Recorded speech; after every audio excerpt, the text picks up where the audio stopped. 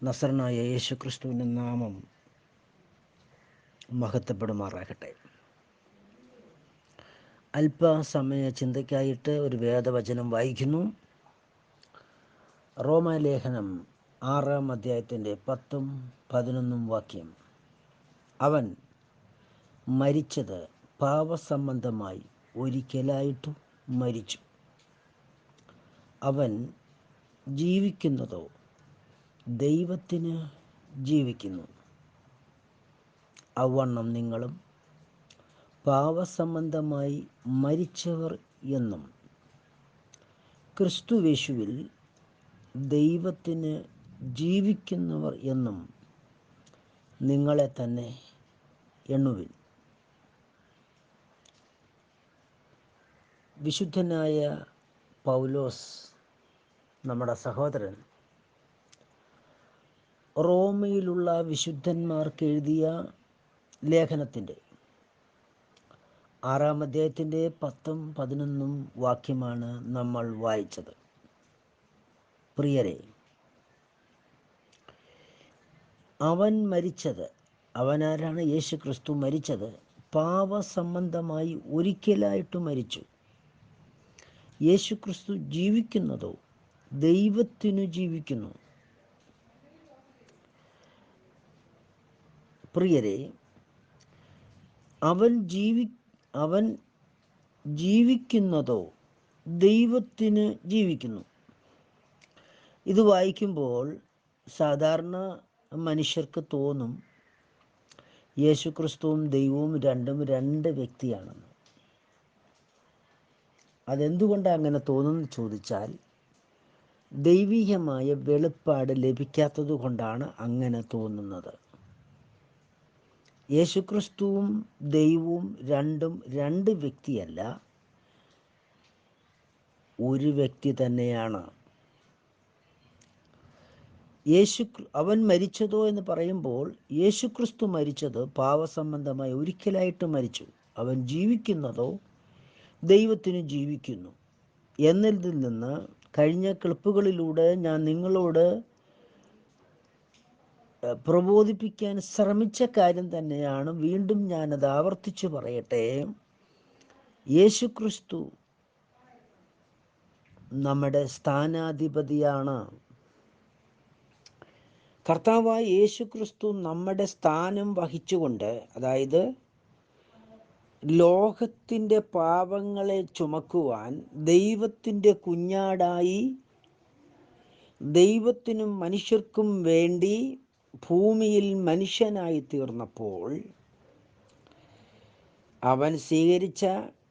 അവൻ വെളിപ്പെട്ട ആ മനുഷ്യൻ എന്ന് പറയുന്നത് മനുഷ്യവർഗത്തിൻ്റെ സ്ഥാനാധിപതിയാണ്. തന്നിൽ വിശ്വസിക്കുന്ന, തൻ്റെ വചനം അനുസരിച്ച് തന്നെ അനുഗമിക്കുന്ന ഏതൊരു വ്യക്തിയുടെയും സ്ഥാനം വഹിക്കുന്ന വ്യക്തിയാണ്.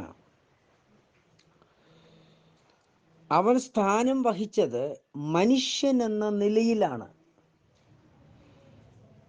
മനുഷ്യൻ എന്ന നിലയിൽ അവൻ സ്ഥാനം വഹിക്കുമ്പോൾ, ഒരു മനുഷ്യന് സ്വർഗത്തിൽ ഒരു ദൈവമുണ്ട്. അത് നമ്മൾ മനസ്സിലാക്കണം. അവൻ ദൈവമായിരിക്കെ ദൈവത്തോടുള്ള സമത്വം മുറുകെ പിടിച്ചുകൊള്ളണമെന്ന് വിചാരിക്കാതെ വേഷത്തിൽ മനുഷ്യനായി എന്ന് പറയുമ്പോൾ, സമനായ 2 പേരോ 3 പേരോ സ്വർഗത്തിൽ ഉണ്ടെന്നല്ല അതിൻ്റെ അർത്ഥം. സഹോദരങ്ങളെ, ഞാൻ നിങ്ങളോട് യേശുക്രിസ്തുവിൻ്റെ സ്ഥാനത്ത് നിന്ന് പ്രബോധിപ്പിക്കുന്നത്, നമുക്ക് ലഭിച്ചിരിക്കുന്ന ഭാഷകളെല്ലാം കർത്താവാകുന്ന ദൈവം ശപിച്ച ഭാഷകളാണ്. അർത്ഥാൽ നിമ്രോദിൻ്റെ കാലത്ത് ദൈവത്തോട് മത്സരിച്ചു കൊണ്ടൊരു ഗോപുരം ഉണ്ടാക്കി. അതിനെയാണ് ബാബേൽ ഗോപുരം എന്ന് വിശുദ്ധ ബൈബിൾ വിളിക്കുന്നത്. അത് ദൈവത്തോടുകൂടെ മത്സരമാകുന്നത് കൊണ്ടും ദൈവത്തിൻ്റെ പദ്ധതിക്ക് വിരുദ്ധമായതുകൊണ്ടും, ഇതാണ് ദൈവത്തിൻ്റെ പദ്ധതി. മനുഷ്യൻ ഭൂമി മുഴുവനും നിറയണമെന്നുള്ളതാണ്.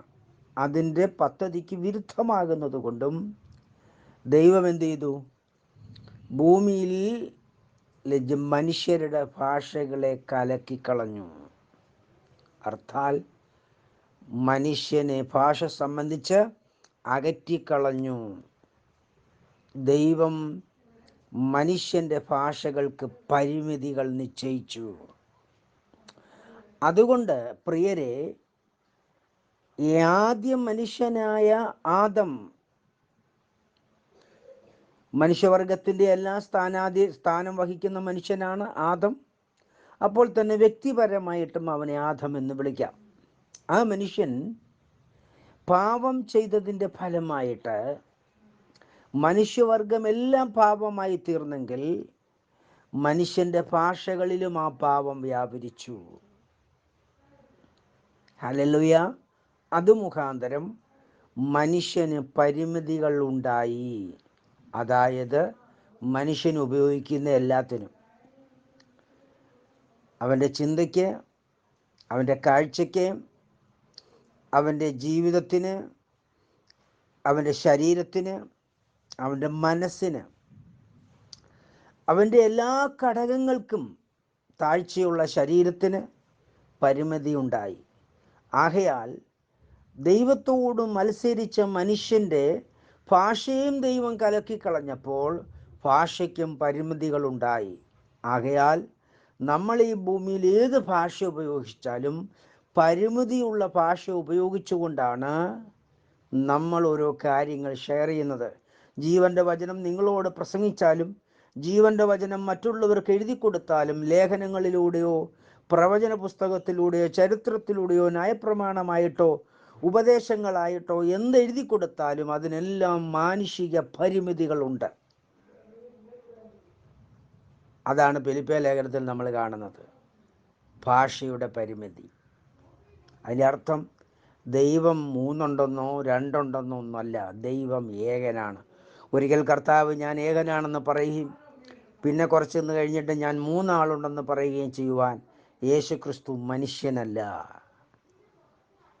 മനുഷ്യനായ യേശുക്രിസ്തു ആകുന്നു എന്നുണ്ടെങ്കിലും എൻ്റെ പ്രിയരെ, ദൈവം മനുഷ്യനായി, ആ മനുഷ്യൻ യേശു എന്ന് പേരിട്ടു, ആ മനുഷ്യന് ദൈവം അഭിഷേകം ചെയ്തു മനുഷ്യനായ യേശുക്രിസ്തു എന്നെങ്കിലും യേശുക്രിസ്തു പരിമിതിയുള്ളവനല്ല. ഹല്ലേലൂയ. പരിമിതിയില്ലാത്ത യേശുവിന് പരിമിതിയുള്ള മനുഷ്യനോട് സംസാരിക്കുമ്പോൾ പരിമിതിയുടെ പദങ്ങൾ മാത്രമേ ഉച്ചരിപ്പാൻ പറ്റുകയുള്ളൂ. മനുഷ്യൻ മനസ്സിലാവണ്ടേ? ഈ പാപത്തിലിരിക്കുന്ന, പാപശരീരത്തിലിരിക്കുന്ന മനുഷ്യന് മനസ്സിലാവുന്ന ഭാഷയിലേ എന്ത് ചെയ്യാൻ പറ്റത്തുള്ളൂ? അത് സംസാരിക്കാനും എഴുതി കൊടുക്കുവാനും പറ്റത്തുള്ളൂ. ഹല്ലേലൂയ. കർത്താവിൻ്റെ ദാസനെ പൗലോസ് മൂന്നാം സ്വർഗത്തിലൂടെ എടുക്കപ്പെട്ടപ്പോൾ അവൻ പറയുന്നൊരു കാര്യമുണ്ട്, മനുഷ്യർക്ക് ഉച്ചരിക്കാൻ കഴിയാത്ത ഭാഷ ഞാൻ അവിടെ കേട്ടു എന്ന് പറഞ്ഞാൽ പരിമിതിയില്ലാത്ത ഭാഷ സ്വർഗത്തിലുണ്ട്. പക്ഷെ ഭൂമിയിലുള്ളതോ പരിമിതികളുള്ള ഭാഷകളാണ്. അതും പരിമിതിയുള്ള ഭാഷകൾ മാത്രമേ മനുഷ്യന് ഉച്ചരിപ്പാൻ പറ്റുകയുള്ളൂ.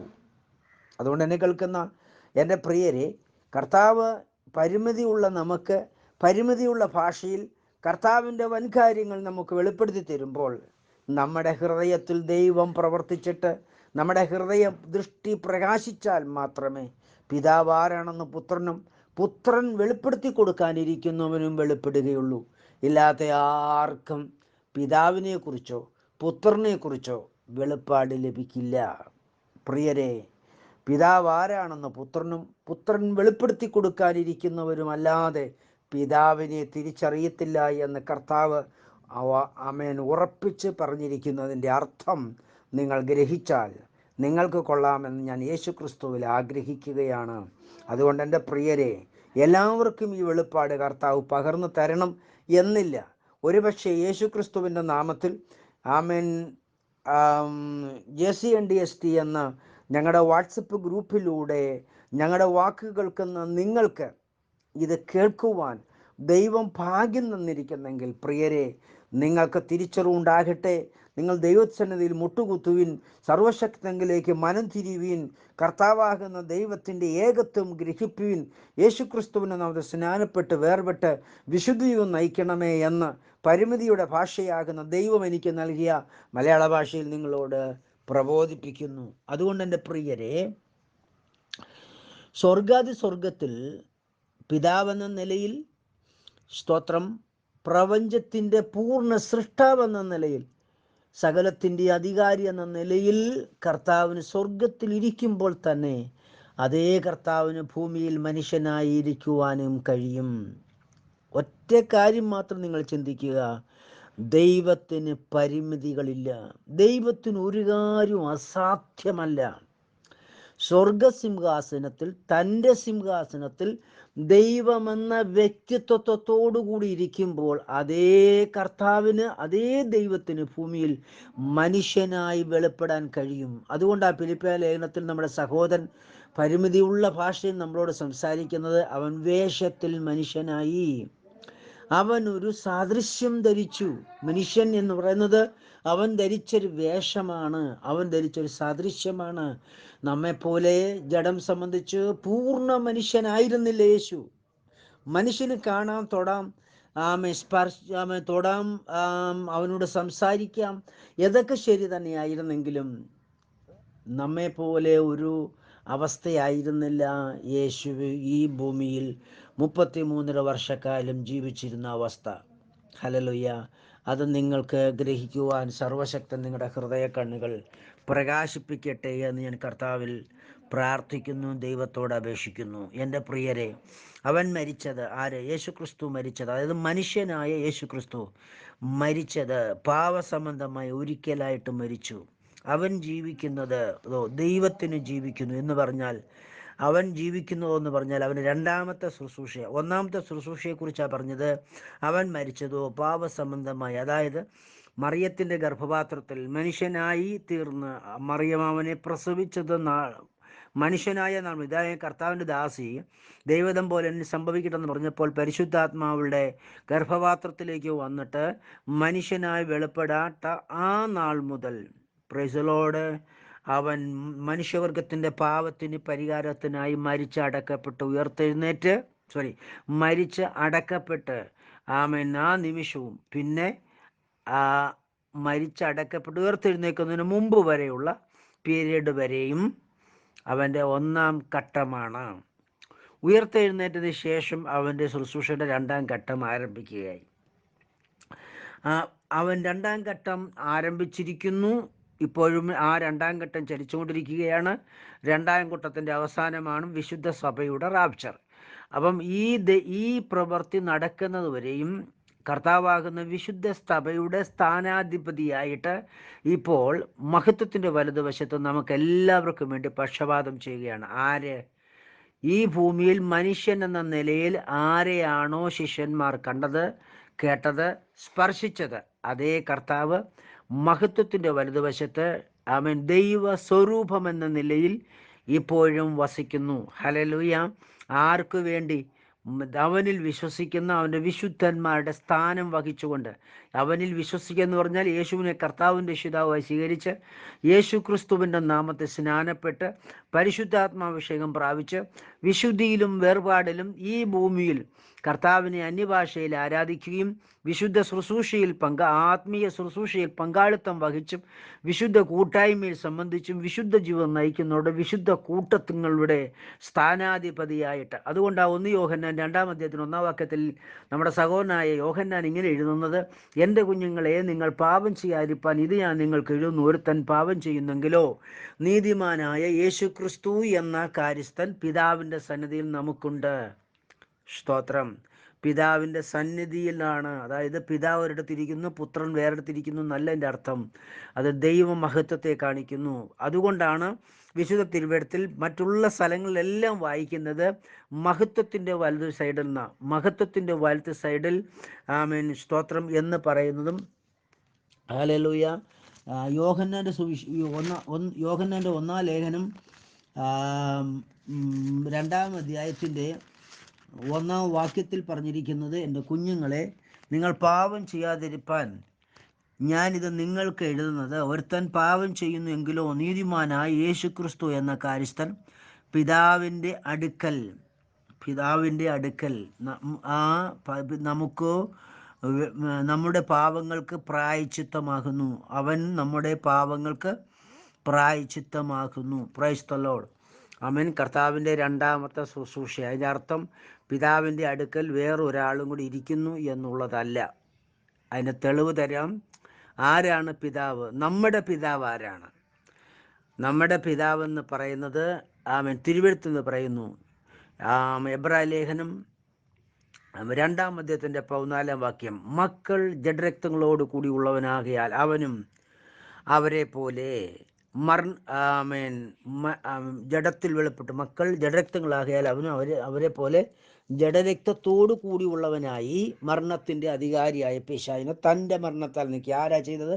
പിതാവ്. ഹല്ലേലൂയ. രണ്ടാമത്തെ സാക്ഷ്യം വഴി യോഹന്നാന്റെ സുവിശേഷം 1:12, യേശു ക്രിസ്തുവിനെ കൈക്കൊണ്ട് യേശു ക്രിസ്തുവിൻ്റെ നാമത്തിൽ വിശ്വസിച്ച് ജീവിക്കുന്ന ഏതൊരു വ്യക്തിക്കും ദൈവമകനാവാനുള്ള അധികാരം യേശു ക്രിസ്തു കൊടുത്തിരിക്കുന്നു. അങ്ങനെയെങ്കിൽ ദൈവപുത്രൻ ദൈവമകനാകുന്ന ആരാണ്? ആമേൻ. ആരെയാണ് ദൈവമകനാക്കുന്നത്? ആരാണ് ആക്കുന്നത്? ആരെയാണ് ആക്കുന്നത്? ആരാണ് ആക്കുന്നത്?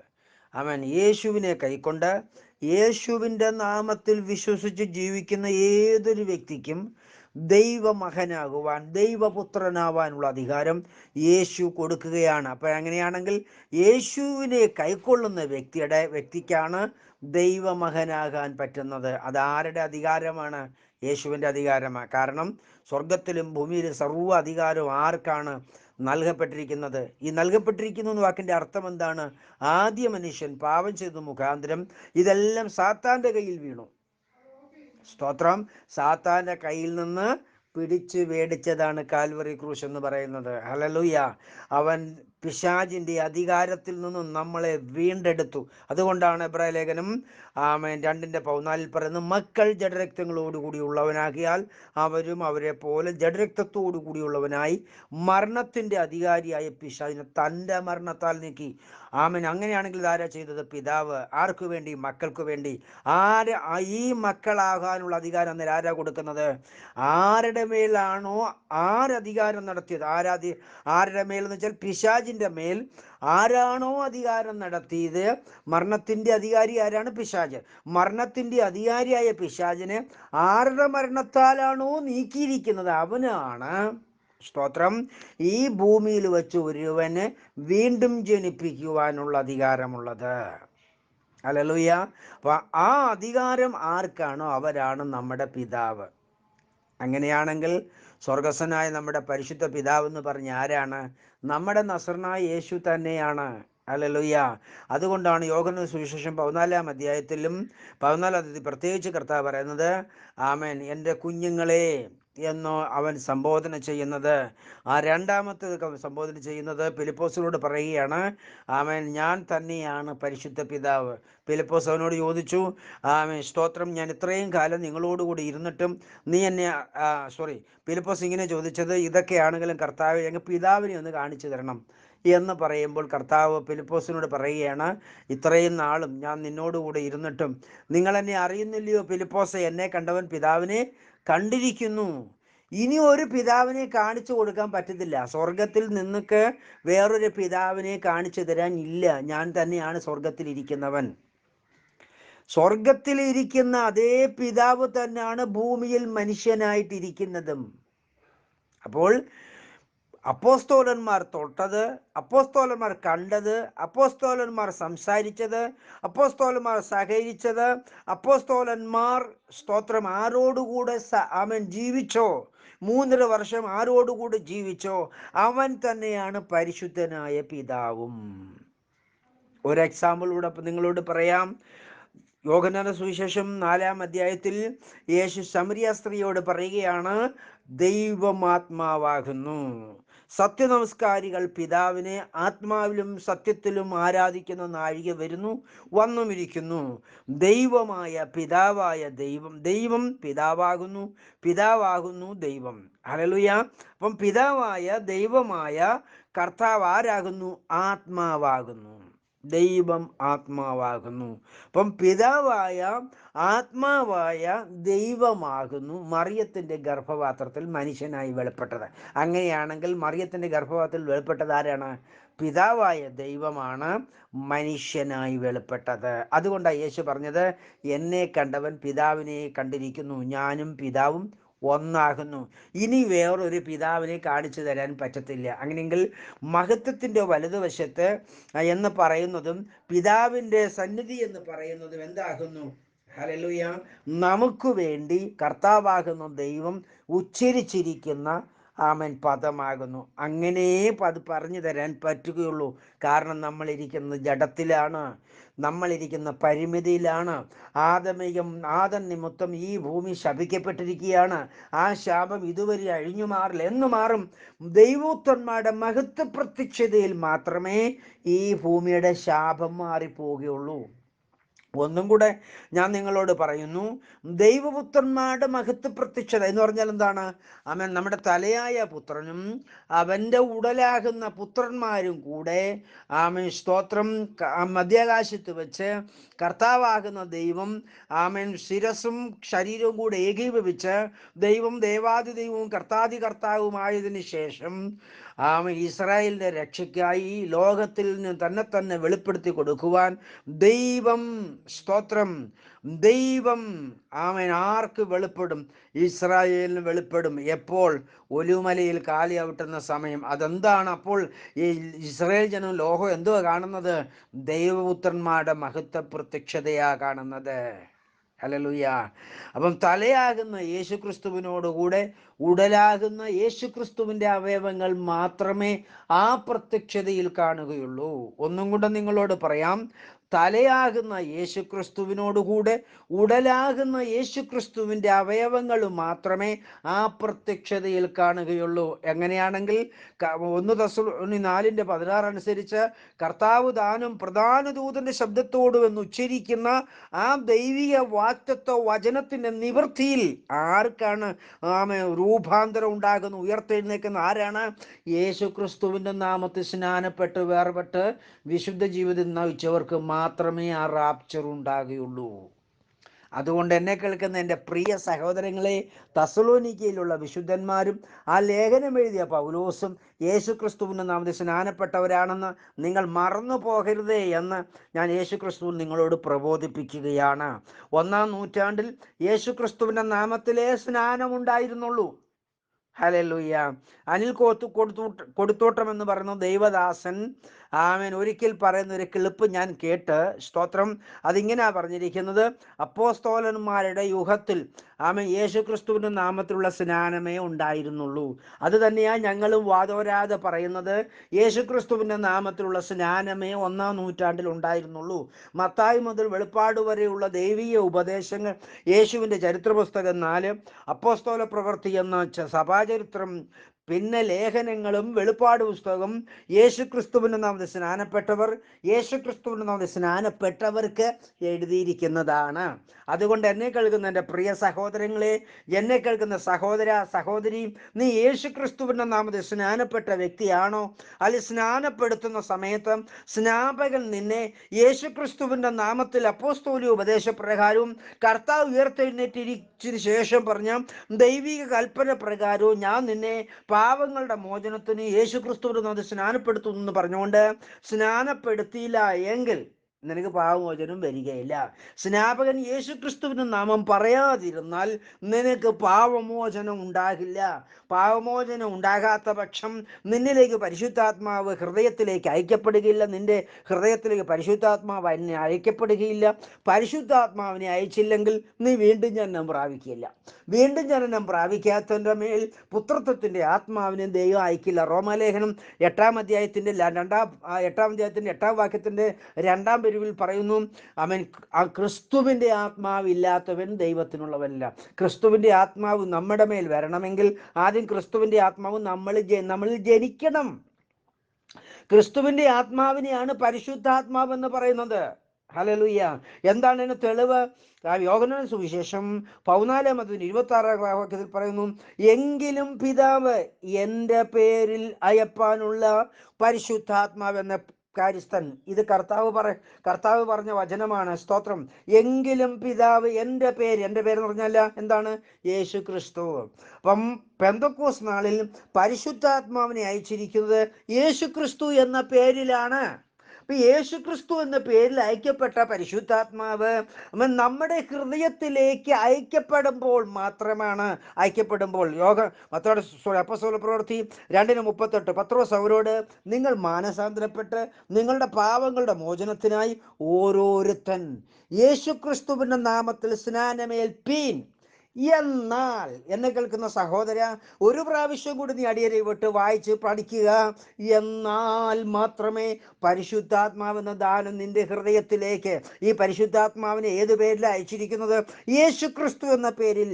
ഈ യേശു ക്രിസ്തു എന്ന പേരിൽ പരിശുദ്ധാത്മാവിനെ ദൈവം നിന്റെ ഹൃദയത്തിലേക്ക് അയക്കണമെങ്കിൽ യേശു ക്രിസ്തുവിന് നാം സ്നാനപ്പെട്ടിട്ട് പരിശുദ്ധാത്മാഭിഷേകം പ്രാപിച്ച ഒരു അഭിഷക്തന്റെ കരങ്ങളാൽ, ആ അഭിഷക്തൻ യേശു ക്രിസ്തുവിന്റെ നാമം ഉച്ചരിച്ചുകൊണ്ട് നിന്നെ ജലാശയത്തിലേക്ക് സ്നാനപ്പെടുത്തിയാൽ മാത്രമേ, ഹല്ലേലൂയ, നിന്റെ ഹൃദയത്തിലേക്ക് പരിശുദ്ധാത്മാവെന്ന യേശു ക്രിസ്തുവിനെ അയക്കത്തുള്ളൂ.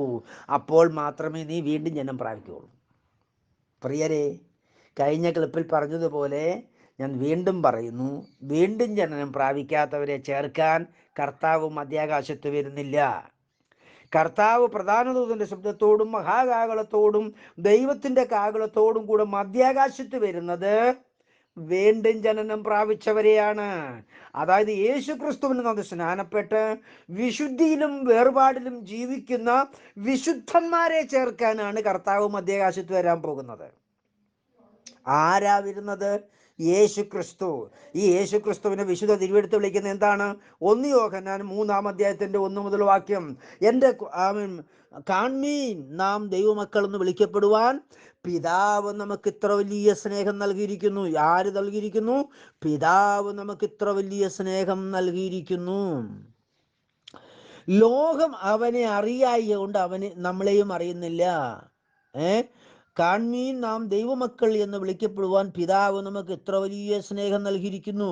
അങ്ങനെ തന്നെ നാം ആകുന്നു. ലോകം അവനെ, ആരെയാ? പിതാവ്. മേളിൽ എന്താ പറഞ്ഞിരിക്കുന്നത്? പിതാവിനെ. ലോകം പിതാവിനെ അറിയായക കൊണ്ട് നമ്മെയും അറിയുന്നില്ല. അങ്ങനെയാണെങ്കിൽ നാം എന്ന് പറയുന്നവർ, ലേഖനം എഴുതിയ യോഹന്നാൻ പറയുകയാണ്, നമുക്ക് ആരെ അറിയാം? പിതാവിനെ അറിയാം. ആർക്ക് പിതാവിനെ അറിയാം?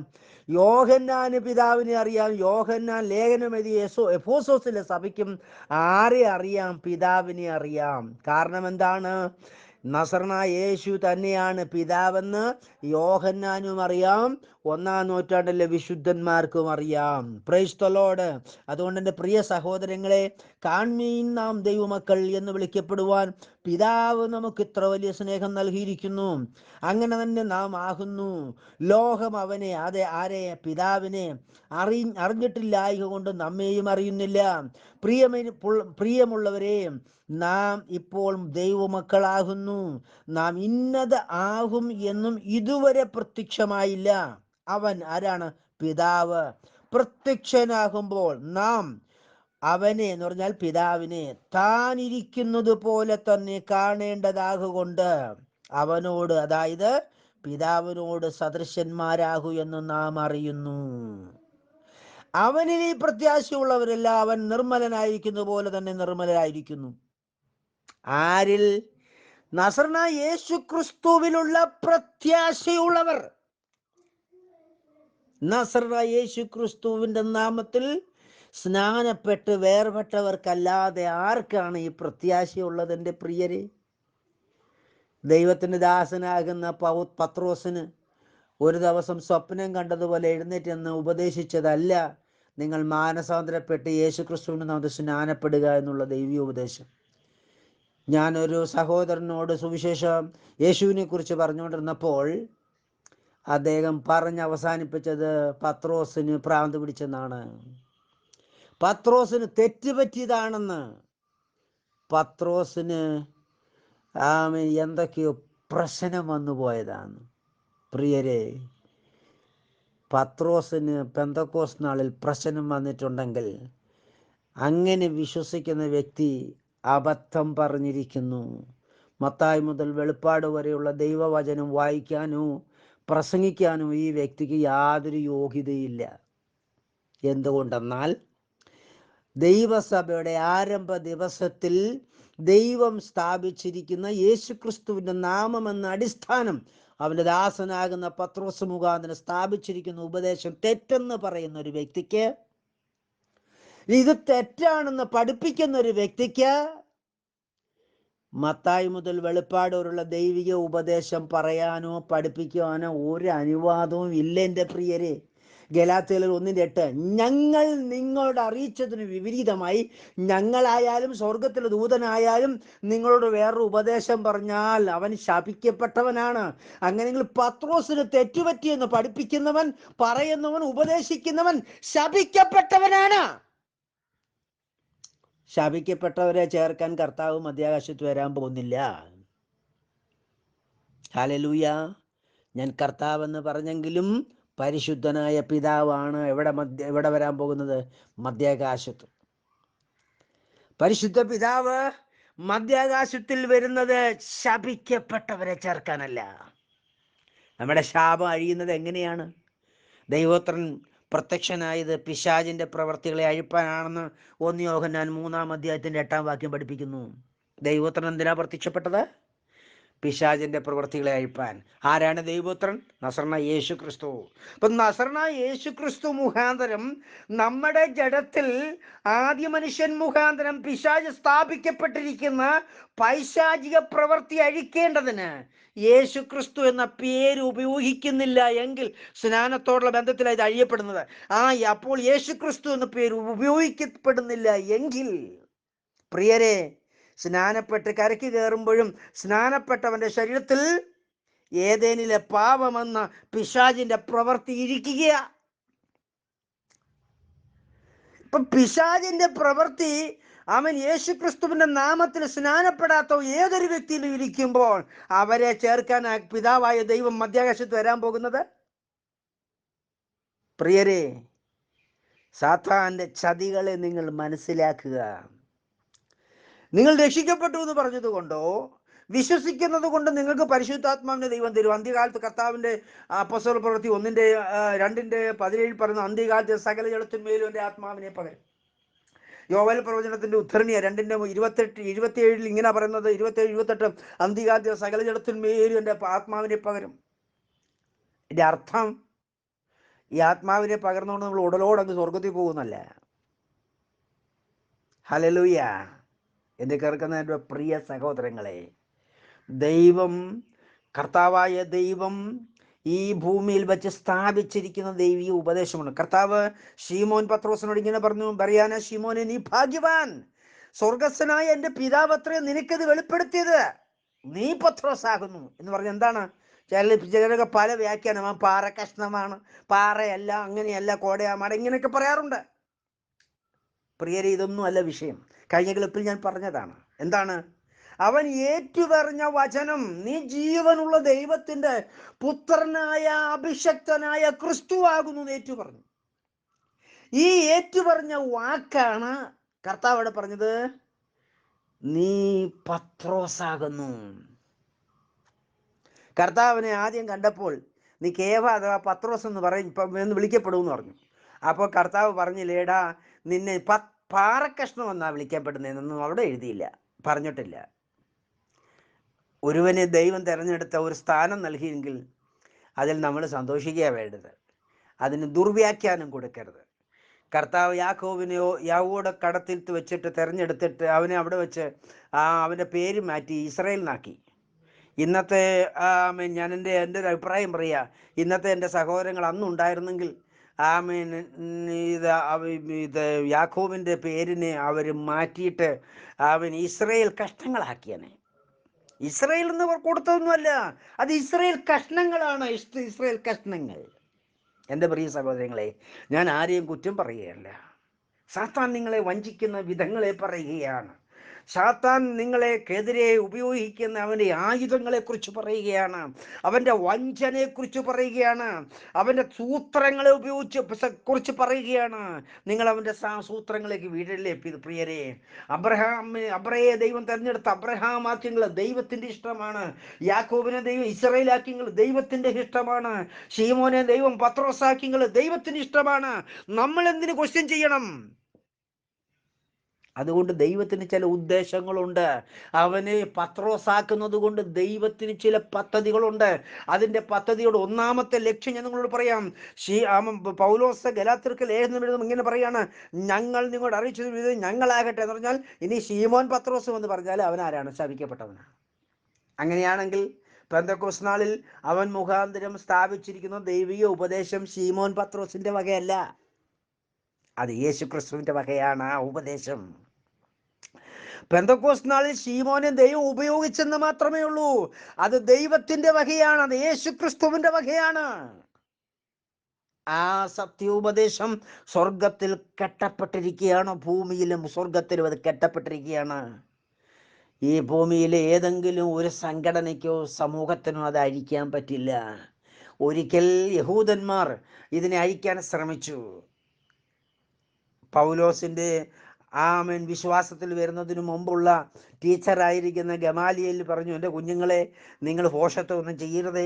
ദൈവത്താൽ ഇത് സ്ഥാപിക്കപ്പെട്ടതാണെങ്കിൽ നിങ്ങൾക്കൊന്നും ചെയ്യാൻ പറ്റത്തില്ല. ഇതേപോലെയാണ് ഇന്നത്തെ ഈ സത്യ ഉപദേശത്തിന് വിരോധമായി സംസാരിക്കുന്നവരെ, നിങ്ങൾ ദൈവത്തിന് വിരോധമായിട്ടായി സംസാരിക്കുന്നത്. നിങ്ങൾ മനസ്സിലാക്കുക, നിങ്ങളെ കൊണ്ട് സംസാരിപ്പിക്കുന്ന പിശാച് ദൈവത്തിന് വിരോധമായിട്ടാണ്. ദൈവത്തിന് വിരോധമായി നിങ്ങൾ സംസാരിച്ചാൽ നിങ്ങൾ എങ്ങനെ രക്ഷപ്പെടും എൻ്റെ പ്രിയരെ? അതുകൊണ്ട് മാനസാന്തരപ്പെട്, യേശു ക്രിസ്തുവിലേക്ക് മടങ്ങുക, ദൈവത്തിന്റെ മുഖത്തേക്ക് നോക്ക്. കർത്താവ് നിങ്ങളോട് ദീർഘമായി ക്ഷമിക്കും. ദൈവം നിങ്ങളോട് ദയ കാട്ടുവാൻ മതിയായവന്. അറിവില്ലായ്മയുടെ കാലത്ത് അവൻ ഗണ്യമാക്കുന്നില്ല. എൻ്റെ ദൈവമേ, എന്നോട് ക്ഷമിക്കണമേ, ഇതിനെക്കുറിച്ച് എനിക്ക് അറിവില്ല, എനിക്ക് ഈ അറിവ് പകർന്നു തരണമേ എന്നും നിലവിളിച്ച് കരഞ്ഞ് കർത്താവിന്റെ തൃപ്പാദപീഠത്തിലേക്ക് ചെല്ല്. യേശു ക്രിസ്തുവിന്റെ പേരൊഴികെ ഈ ഭൂമിയിൽ ഒരു മനുഷ്യനും രക്ഷിക്കപ്പെടുകയില്ല. മനുഷ്യവർഗത്തിന്റെ പാവപരിഹാരം യേശു ക്രിസ്തു എന്ന പേരിൽ ആ ദൈവം അടിസ്ഥാനമിട്ടിരിക്കുന്നത്. യേശു ക്രിസ്തു എന്ന് ഇട്ടിരിക്കുന്ന അടിസ്ഥാനമല്ലാതെ വേറൊന്നും ഇടുവാൻ ആർക്കും കഴിയില്ല. 1 Corinthians 3:10. ആകയാൽ പ്രിയരെ, സാത്താൻ നിങ്ങളെ ചതിക്കരുതേ. മാനസാന്തരപ്പെടുക, മടങ്ങി വരുക, കർത്താവിലേക്ക് മനം തിരിയുക. കർത്താവ് നിങ്ങളെ ധാരാളം അനുഗ്രഹിക്കും. ഞങ്ങൾ ഞങ്ങളുടെ ചാനലിലൂടെ നിങ്ങളോട് അറിയിക്കുന്നത് ഞങ്ങളല്ല, ഞങ്ങളെ ദൈവം ഉപയോഗിക്കുകയാണ്. ആകയാൽ പ്രിയരെ, നശിച്ചു പോകാൻ എളുപ്പമാണ്. മടങ്ങി വന്നാൽ കർത്താവ് നിങ്ങളോടും ക്ഷമിക്കുവാൻ മതിയായവനാണ്. നിങ്ങൾ ശരീരത്തിൽ ഇരിക്കുന്നു എന്നുള്ളത് നിങ്ങളുടെ സമയമാകുന്നു, നിങ്ങൾ മറക്കരുതേ. ഞാൻ വായിച്ച വേദവചനത്തിലേക്ക് കടന്നു വരുന്നു. റോമാലേഖനം 6-ാം അധ്യായത്തിന്റെ 10-ാം വാക്യം. അവൻ മരിച്ചത് പാപസംബന്ധമായി ഒരിക്കലായിട്ട് മരിച്ചു, അവൻ ജീവിക്കുന്നതോ ദൈവത്തിന് ജീവിക്കുന്നു. എൻ്റെ പ്രിയരെ, നമ്മുടെ സ്ഥാനം വഹിച്ചുകൊണ്ട് മഹത്വത്തിന്റെ വലതുവശത്തിരുന്ന് അവൻ ജീവിക്കുന്നത് ആർക്ക് വേണ്ടി? ദൈവത്തിനു വേണ്ടി, യേശു ക്രിസ്തുവിന്റെ വിശുദ്ധ സഭയ്ക്ക് വേണ്ടി, ദൈവത്തിന്റെ പദ്ധതികൾക്ക് വേണ്ടി. ഹല്ലേലൂയ. എല്ലാ ദൈവഹിതവും അവന്റെ ദൈവഹിതത്തിനൊത്തവണ്ണം വെളിപ്പെട്ട് അതിൻ്റെ സർവ്വസമ്പൂർണത ദേഹരൂപമായി ക്രിസ്തുവേശുവിൽ ദൈവമഹത്വത്തിനായി വെളിപ്പെടട്ടെ എന്ന് പ്രാർത്ഥിച്ചുകൊണ്ട് എൻ്റെ വാക്കുകളെ ഞാൻ ഉപസംഹരിക്കുന്നു. പരിശുദ്ധ പിതാവ് നിങ്ങളെല്ലാവരെയും അനുഗ്രഹിക്കട്ടെ, സഹായിക്കുമാറാകട്ടെ.